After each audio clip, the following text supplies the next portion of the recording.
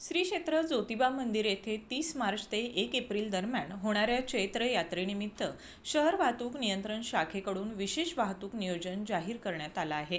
यात्रेदरम्यान मोठ्या प्रमाणात भाविकांची गर्दी होणार असल्यानं घाट रस्त्यावर एकेरी वाहतूक, काही मार्गांवर प्रवेशबंदी तसेच विशेष पार्किंग व्यवस्था करण्यात आली आहे।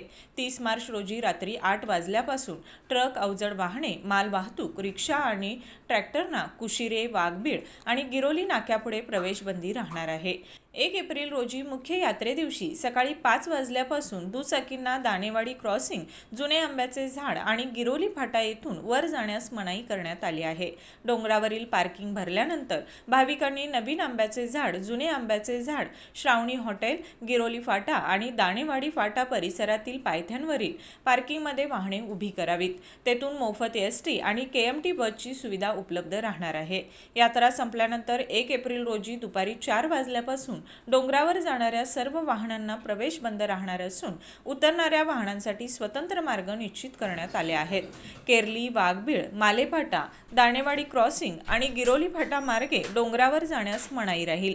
वाहन चालकांनी नियोजित पार्किंगचा वापर करावा, रस्त्याच्या दुतर्फा वाहने उभी करू नयेत आणि प्रशासनाला सहकार्य करावं असं आवाहन शहर वाहतूक नियंत्रण शाखेचे पोलीस निरीक्षक नंदकुमार मोरे यांनी केलं आहे।